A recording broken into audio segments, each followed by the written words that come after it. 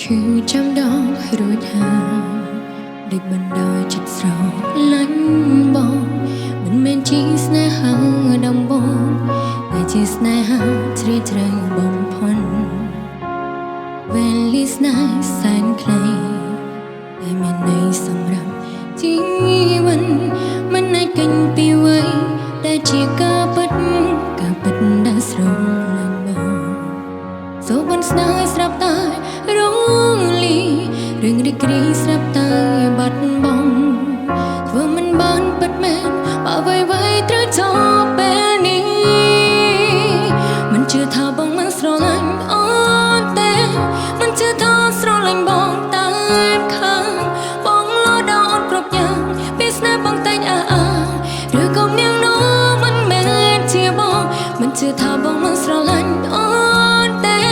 ហើយបើបាយបងប្រាប់មិនទំនងបើពិតដោយសំដីបងឬរឿងកន្លងបងសំដែលខំស្នេហ៍ដល់អូន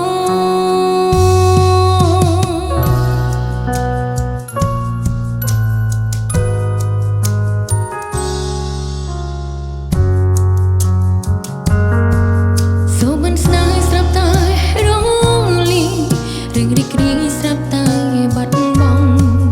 ធ្វើមិនបានពិតមែនបើអ្វីត្រូវចប់ពេលនេះមិនជឿថាបងមិនស្រឡាញ់អូនទេ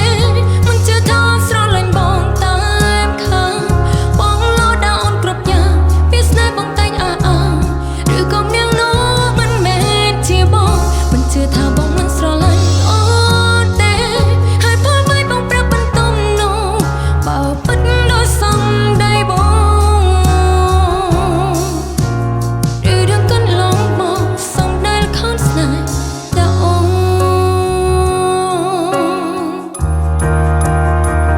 មិនជឿថាបងមិនស្រឡាញ់អូនទេមិនជឿថាស្នេហ៍តែខាងបងលោតដល់អូនគ្រប់យ៉ាងពីស្នេហ៍បងតែងឬក៏នាងនោះមិនមែនជាបងមិនជឿថាបងមិនស្រឡាញ់អូនទេហើយបើបាយបងប្រាប់មិនទំនងបើពិតដោយសំដីបងឬរឿងកន្លងមកសំដែលខំស្នេហ៍ដល់អូនហេតុអ្វីទៅបង